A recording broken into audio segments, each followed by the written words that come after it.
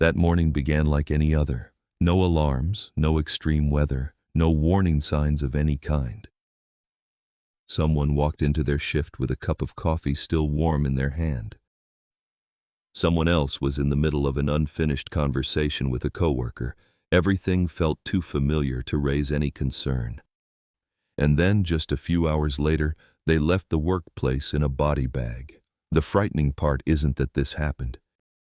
It's that the people in this line of work have known about the risk for a long time. They knew it could happen. They knew it had happened before, and they knew it was still happening. Most of the people in this video did not die on the most dangerous day of their lives. They died on a day that was completely ordinary.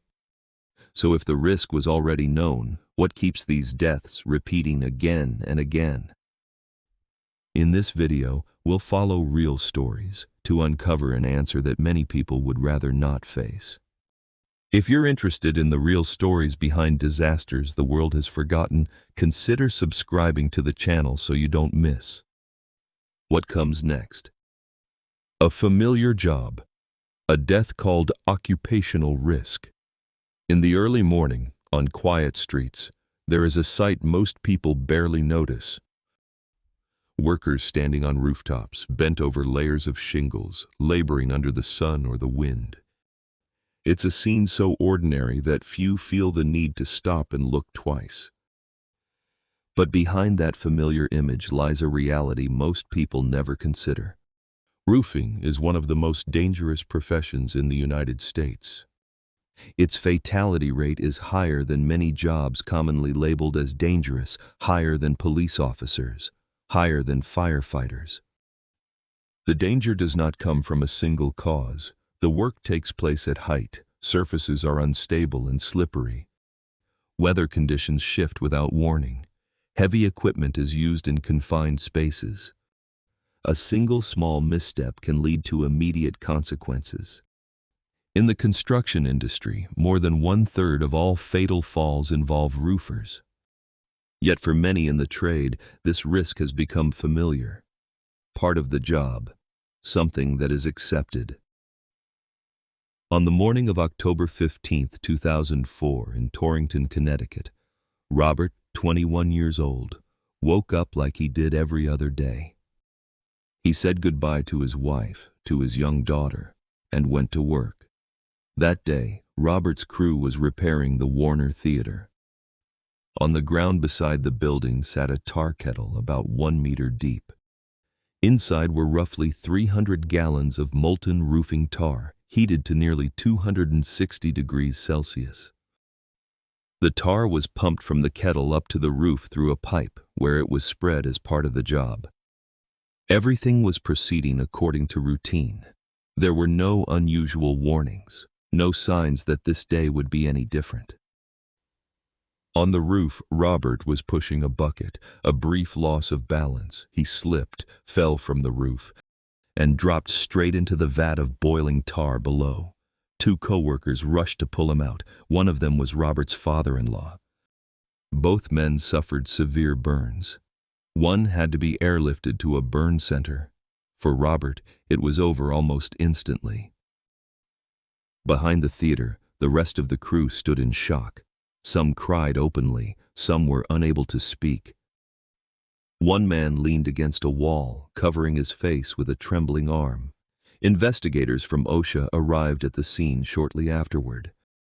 They documented 8 safety violations related to the project. Among them was the failure to provide fall arrest systems for workers on the roof. The same violation this company had been cited for years earlier on another job. An autopsy later confirmed the cause of death: asphyxiation due to submersion combined with severe thermal injury. A death that happened quickly, and according to the record, one that was entirely preventable. In the roofing industry, the cost of safety equipment can determine whether a project turns a profit. And when companies compete on price, safety is often the first thing to be cut. In this line of work, a single safety harness can decide whether a job makes money or not. And that is why deaths like this are not considered unexpected. If all of these risks have been known for so long, why do the same decisions continue to be made? Modern technology, when safety is not designed for people. After hearing about familiar lines of work, a common assumption often forms that danger exists only in old, manual, physically demanding jobs. That as technology advances, risk is brought under control. On October 29, 2013, at a wind farm in the southwest of the Netherlands, 4 technicians were carrying out routine maintenance. It was a task they had performed many times before. The turbine they were working on stood nearly 70 meters tall. At the top of the tower sat the nacelle, a sealed compartment housing the generator, hydraulic systems, and control equipment. The space inside was tight, filled with cables, packed with electrical components, and loaded with flammable materials. Among the 4 workers that day were Dan, 19 years old, and Arjun, 21. Both were young, part of a new generation of technicians, trained to work with energy systems widely regarded as modern and safe. The shift began as expected. No technical alerts, no recorded signs of instability. Then smoke appeared. At first thin, then thicker. Moments later, flames broke out near the generator. The exact cause was never conclusively determined, though investigators later believed an electrical short was the most likely trigger. Inside the nacelle, the enclosed space allowed the fire to spread rapidly. Temperatures rose. Smoke thickened. Access to the ladder was cut off. 2 technicians reacted almost immediately. They forced their way through the flames to reach the descent. It was an extremely dangerous decision, but it was the only option left to them. They reached the ground, disoriented, but alive. Dan and Arjun did not have that option. Their position meant every possible exit was blocked. They were trapped inside the burning nacelle, nearly 70 meters above the ground, the height of a 20-story building. From below, a photograph was taken. 2 figures stood amid smoke and fire at the top of the turbine. They stood close together. That moment would later become known as the last Who Got That Point. Only 2 choices remained: jump from 70 meters, or stay and wait as smoke and fire closed in. Neither choice led to survival. Fire crews arrived quickly. But there was no equipment capable of reaching that height while the turbine burned. The fire continued unchecked for hours. No one could access the nacelle while the flames remained active. Once the fire was finally extinguished, the body of one technician was found inside the charred nacelle. The other had already fallen into the field below. The exact cause of the fire was never definitively concluded. In the wind energy industry, many turbines are not equipped with fully automated fire suppression systems. The reason is not technological limitation. It is design. Every additional kilogram reduces efficiency. And in many cases, the accepted solution is to let the fire burn until there is nothing left to burn. These machines are designed not to fall, but they are not designed to save the people inside. If even jobs built around modern technology accept this level of risk, then where is anyone truly safe? The silent killer in agriculture, grain entrapment. After rare disasters that capture headlines, there is another kind of death, less visible, quieter, but far more frequent. At an agricultural facility near Mount Carroll, Illinois, Wyatt, 14 years old, had been on the job for just 2 weeks. It was his first summer job. Wyatt didn't like the grain bins. He told people that, not because the work was hard, but because he was afraid. He couldn't explain why, only that something felt wrong every time he stepped inside. That morning was hot. The air inside the grain bin was heavy and suffocating. Wyatt was working alongside Alex, 19, and Will, 20. The 3 climbed into a grain bin 4 stories tall. It held roughly 500,000 bushels of corn. Inside was a massive pile of grain that appeared solid at first glance. Their task was known as walking down the grain, using shovels and picks to push corn toward the discharge opening at the center, allowing it to flow downward more freely. It was a routine procedure, considered normal at small facilities. At around 9:45 a.m., the grain began to move. There was no explosion, no warning. Only the surface beneath Wyatt's feet starting to slide away. Within seconds, he was pulled under. Alex and Will turned back. They tried to grab Wyatt, but the grain was moving faster than they expected. Wyatt vanished beneath the surface. Alex and Will kept digging. Then Alex began to sink as well. The grain reached his waist, then his chest, then his neck. Will could still move his arms. He tried to clear grain from Alex's mouth, tried to keep him breathing as the flow slowed after the conveyor was shut down. Then Alex disappeared too. Rescue crews arrived shortly afterward. They managed to secure Will with a rope and pull him out just moments before he was completely engulfed. Wyatt and Alex were not as fortunate. Their bodies were recovered later that night, buried deep within the grain. Both had died of suffocation. The investigation that followed found that none of the workers had received training in grain bin safety. Wyatt, at 14, was not legally permitted to work in that environment under federal labor laws, yet he was there. And he had been assigned that task. The company was fined heavily, but the decisions that led to that morning were not unusual ones. They were familiar choices, made every day. No fire, no height, just grain in a matter of seconds. How can something that seems so harmless kill so quickly?